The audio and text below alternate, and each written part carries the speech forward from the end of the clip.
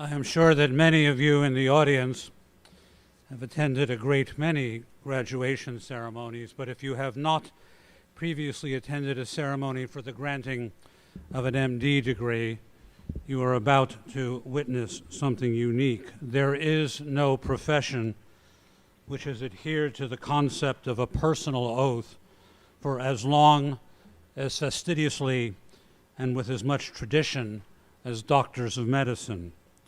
Scholars of the topic will assert that yes, the MD degree has a centuries-long tradition, but you cannot be a physician without making the choice of your own free will to take an oath of fealty to the specific tenets of this profession. There are many such oaths. One of the most popular, probably due to its adoption by the Pythagoreans in ancient Greece and Christian Europe in modern history, is the oath attributed to Hippocrates. Hippocrates, born on the island of Kos, lived in the 5th and 4th centuries before the Common Era. The definitive translation of the claimed to be 2,500-year-old oath attributed to Hippocrates from Greek to English is by Professor Ludwig Edelstein.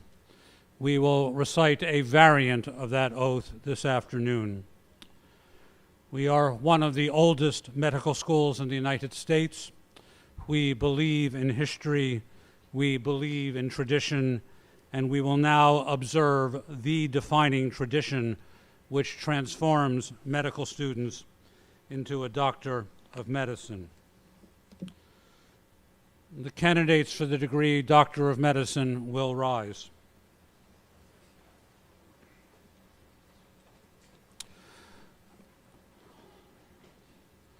I invite any physicians in the audience or on the stage who wish to retake the oath to rise also and join us.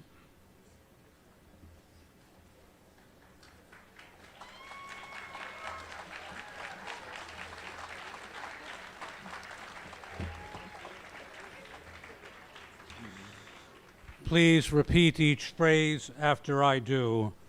I do solemnly swear. By whatever I hold most sacred.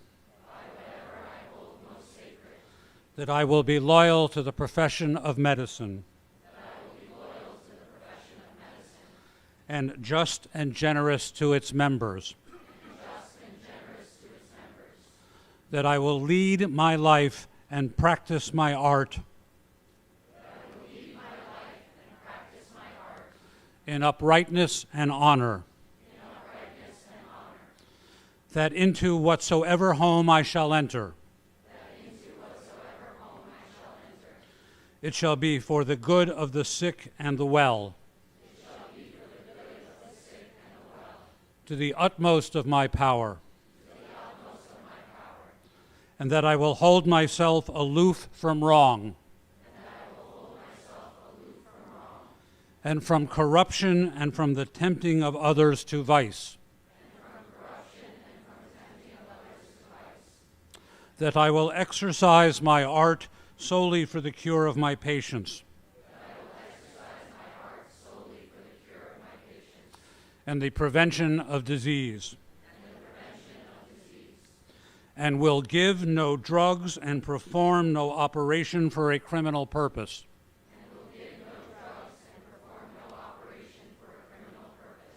And far less suggest such a thing. That whatsoever I shall hear or see of the lives of men and women,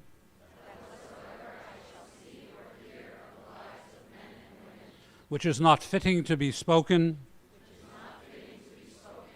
I will keep inviolably secret. These things I do promise. And in proportion as I am faithful to this oath. May happiness and good repute be ever mine. The opposite if I shall be forsworn. Congratulations, doctors. You may be seated.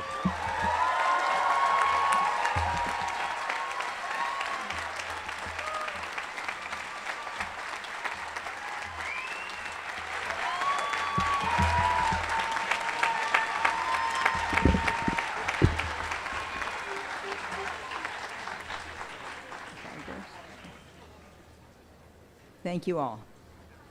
So it's the tradition of our college, and it's relatively unique in healthcare professions, to make a representation of our military, who join us every year at our commencement exercises. It's uniquely American that our military does not swear oath to an office, to an emperor, to a king, a queen, a president, or a prime minister, but instead swears allegiance to defend and protect the Constitution of the United States against all enemies, foreign and domestic. This year, 2 recipients of the MD degree from the School of Medicine will be commissioned as medical officers in the U.S. Army, Drs. Jessica Sensbach and Drs. David Yasinich.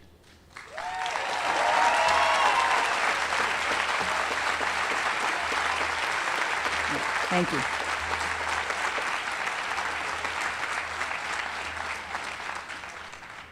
We are joined today by a graduate of the School of Medicine of New York Medical College and U.S. Navy Captain Mil Etienne, MD, PhD, Vice Chancellor for Diversity and Inclusion, Associate Dean for Student Affairs, and Associate Professor of Medicine and Neurology. Dr. Etienne founded and directed the epilepsy, EEG, and autonomic programs at the Walter Reed National Military Center from 2009 to 2012. And while at Walter Reed, Dr. Etienne was the Associate Program Director for the Neurology Residency Program. And he was on the clinical teaching staff of the Walter Reed Hospital and the National Institute and Disorders of Stroke and Neurologic Diseases. That is known among the professions as the NINDS, which is a branch of the NIH. He's been with our faculty at New York Medical since 2013. Captain Etienne, on behalf of the faculty of New York Medical, I give you the podium.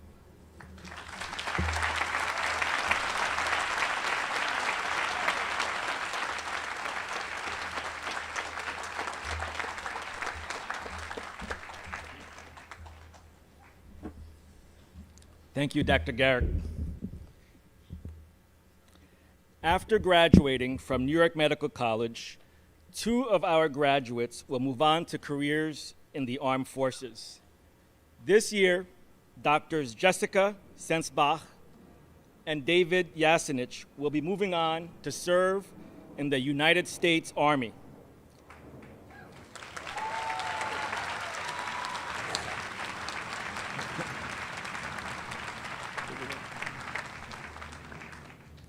It is traditional for our officers to recite the oath of office upon commissioning or upon promotion. This oath is the same oath that has been taken by military officers as they get commissioned or promoted to their next rank. This is also the same oath taken by public servants, like members of Congress, the U.S. Supreme Court, and the President of the United States. As they take this oath, take notice that this oath is not to an individual, but rather to the Constitution of the United States of America. Here at New York Medical College, it has been our custom to have the officers take the oath of office at these commencement exercises. The following graduates, please join me on the dais. Dr. Jessica Sensbach.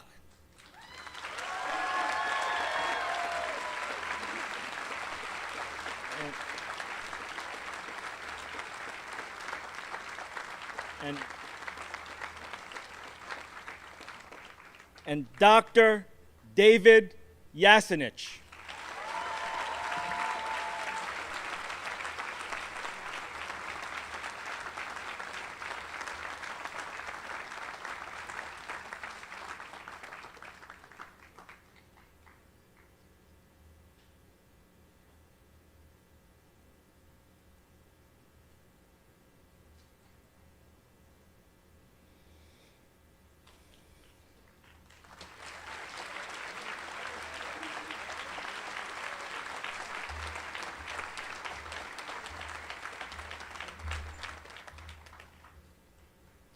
going to do a little bit of military here. So left face.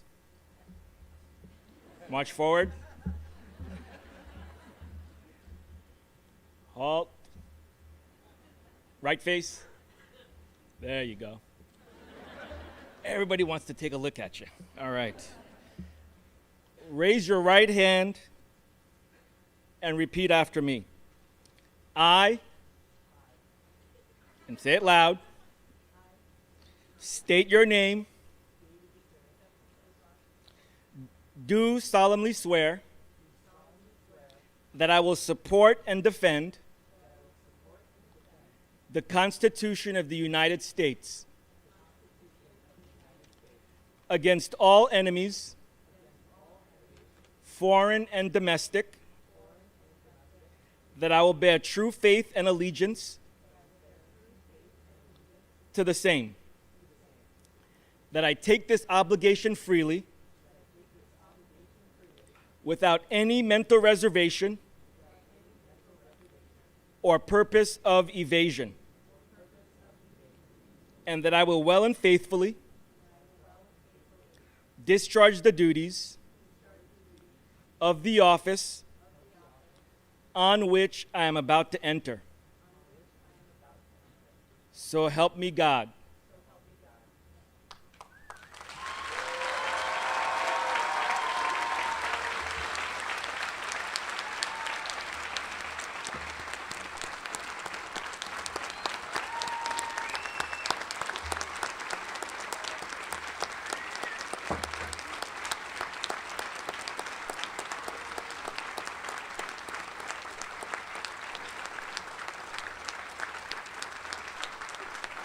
All right.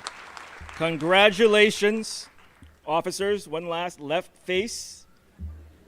Exit stage left. Thank you, Dr. Garrick. Thank you, Captain Etienne. Dr. Halperin, the Chancellor and Chief Executive Officer of New York Medical College and Provost of Biomedical Affairs of Touro University, will give the charge to our graduates.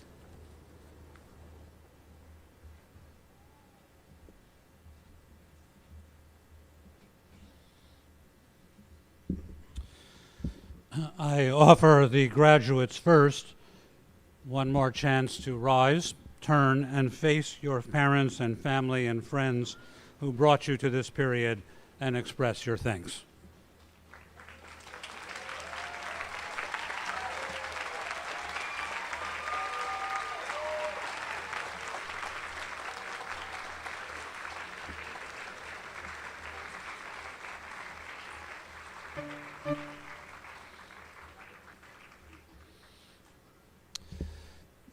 Thank you. You all may be seated.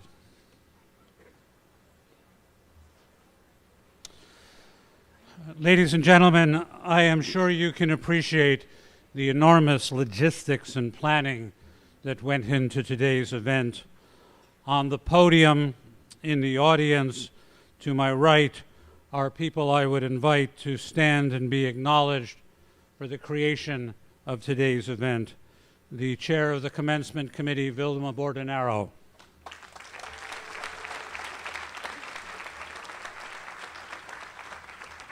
Robert Lancia, Director of Public Safety.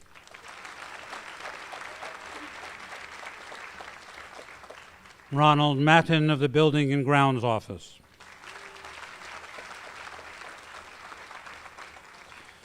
Corinne Zestinik, Juan Castro, Michael Cotter, and Michael Frankfurter of Audiovisual Services. Thank you, everyone.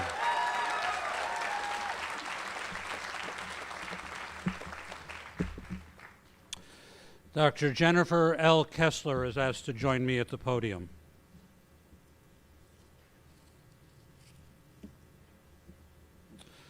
A certificate of commendation signed by the Chair of the Board of Trustees and by the Chancellor. Whereas Jennifer Kessler has served with distinction on the faculty of the School of Medicine. Whereas she has served as Senior Associate Dean for Medical Education, led and managed the offices of Medical Education, Data Analytics, Education Technology in the Clinical Skills and Simulation Center, and served as faculty accreditation lead for institutional accreditation. Whereas, after 15 years at New York Medical College, she has taken a new position at the Geisinger Commonwealth School of Medicine. Whereas today, therefore, is her last New York Medical College School of Medicine commencement as Senior Associate Dean. Therefore, we commend her for her service to the students of this School of Medicine. We wish her Godspeed on the next phase of her career. Given meritoriously New York Medical College, the 23rd day of May, 2023.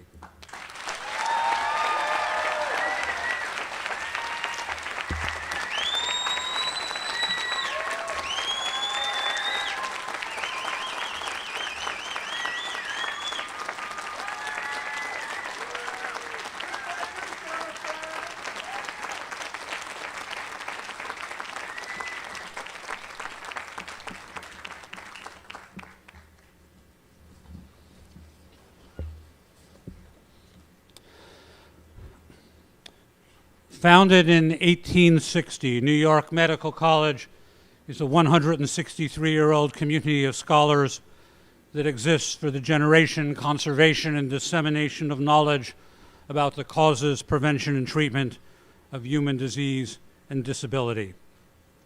Chartered in 1971, Touro University is a 52-year-old university which provides educational opportunities and career paths to talented and motivated students, and has always shown particular attention to those who have been overlooked and underserved by higher education. But we know who have the drive and potential to succeed. New York Medical College has adapted with the times while remaining true to its core values. In Bryant Park in Manhattan, there is a large statue which honors our founder, William Cullen Bryant. We knew where he stood in the 1860s. Bryant thought that the great oppressors of the American people were racism, sexism, unconstrained business avarice, and the scourge of alcoholism. His response to this fourfold threat was to advocate for the emancipation of all slaves and their full voting rights for women, to support the right of workers to form trade unions, collectively bargain, and if necessary, strike, and the prohibition of alcohol. It made perfect sense that Bryant was a supporter of Abraham Lincoln and introduced him for the Cooper Union speech in New York City. Lincoln's campaign slogan in 1860 was "Free soil, free labor, free men." To Bryant and his proposals and ideology, these were all of a piece. When Bryant established New York Medical College, it was in his time, and remains in our time, a bastion against bigotry in health education and health care. The founder of Touro University, Bernard Lander, as a graduate student in sociology at Columbia University in the 1940s, wrote his doctoral thesis on the causes and prevention and remedies of youth gang violence amongst the minority communities of Baltimore.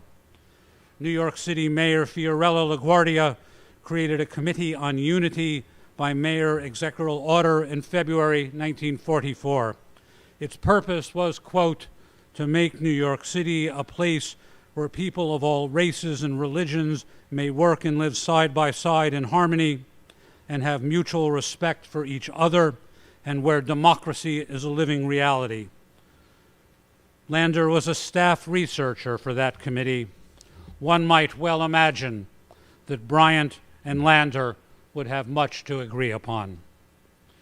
New York Medical College and Touro University are defenders of respect for all and a place where there are no hyphenated people or patients for our caregivers. There never shall be such a thing as an illegal or undocumented patient. Human beings never were and never will be illegal.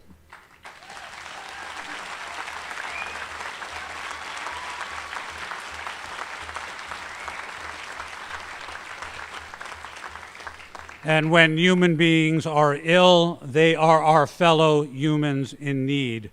Discrimination against people by trying to place the blame on a pandemic or the social determinants of health or disease upon them or their race or their religion or their sexual orientation, whether in ancient times or in the present, was and is evil. Othering people is wrong. Making a group an other and asserting that they do not belong here is a serious evil. And we have tragically seen over and over that othering via so-called replacement theory reminds us that words can kill and mutilate and maim. In 1865, this School of Medicine graduated Ira Remsen, the discoverer of saccharin and the second president of Johns Hopkins. In 1867, we graduated Emily Stowe, the first woman physician in Canada who was rejected by the University of Toronto because of her sex. In 1870, we graduated Susan Smith, the first black woman to earn an MD in the state of New York and the third in the United States.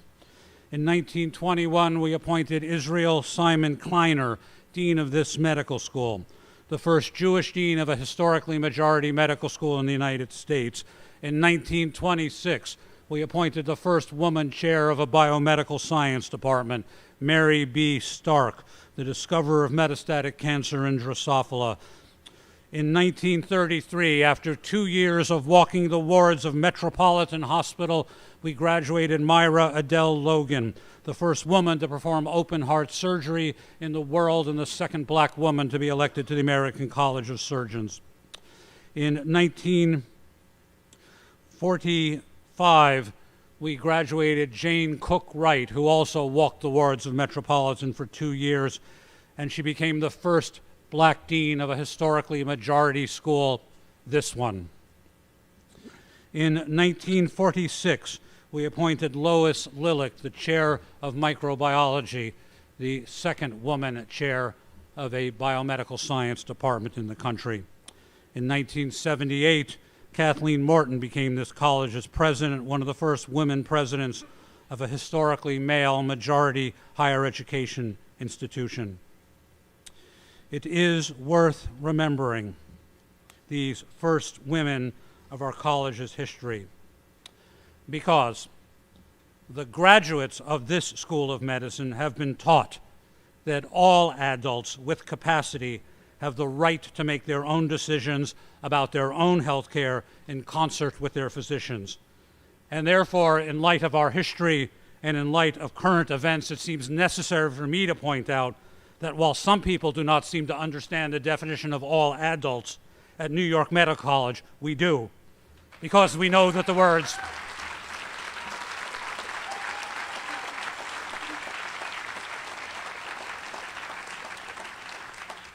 because at this college, we know that the two words, all adults, includes women.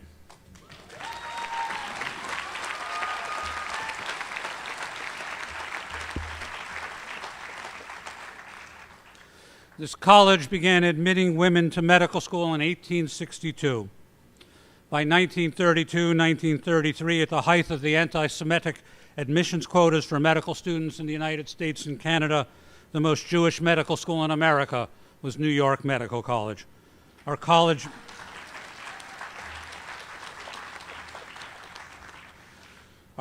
is among the most diverse of its type in New York, and one of our major teaching hospitals, the Metropolitan Hospital, was named the most diverse in the United States.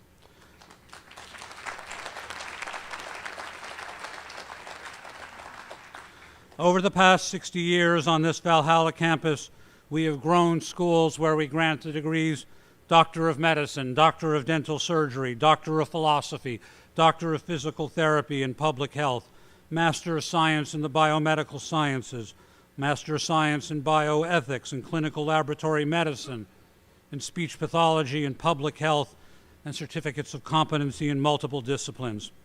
And we have developed a robust program of graduate medical and dental education and continuing education, and we are proud that all of our programs have welcomed students of all backgrounds.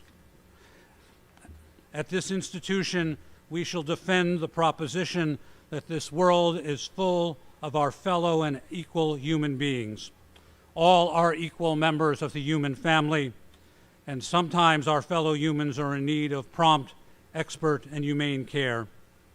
And sometimes we will be the ones in need of that care.